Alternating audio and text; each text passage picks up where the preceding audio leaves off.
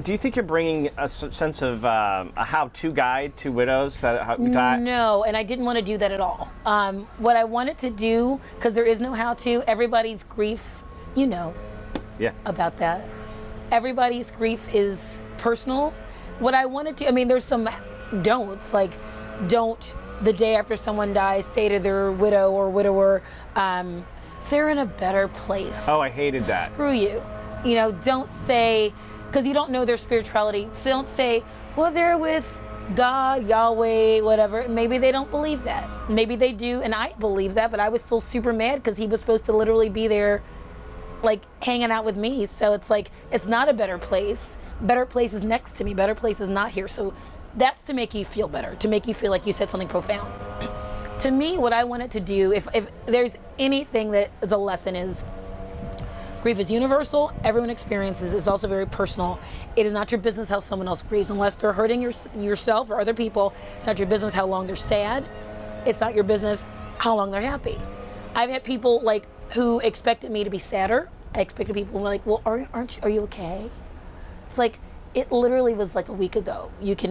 Or people who I wrote about dating a year and a half later, and people going, it's too soon. I'm like, and you are. And I would know you from, I think mostly it's like to take care of each other. To take care of each other and understand that the grieving person owes you nothing, and that you don't have to match anybody's how to, because it's like even the stages of grief were not ever, first of all, they weren't meant to be about death. They were about the acceptance of having a terminal disease.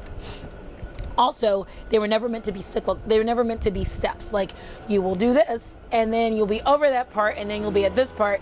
It's cyclical, because there would be times where I was like, I feel great. And then I'd hear like a song and go, oh, crap. And then if you do that, you feel like you've set yourself up for a loss, like you're doing something wrong, like you're grieving wrong, and you can't grieve wrong, I don't think. The best advice we got when my father died was don't do anything drastic, make any major decisions for 6 months. Yes. You blew that rule. Right, straight away, you asked your mom to move down. Well, I did. Well, that was my brain going. It was like that day. And I'm glad I did. That's the most drastic thing. Well, she was moving down here anyway. Yeah. She just wasn't going to be living with me. So I was like, okay.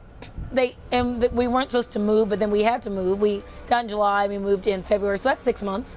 That my landlord was like, you got to move out. And we said, okay. So it was like, don't quit your job. Don't like change your name and cut all your hair off.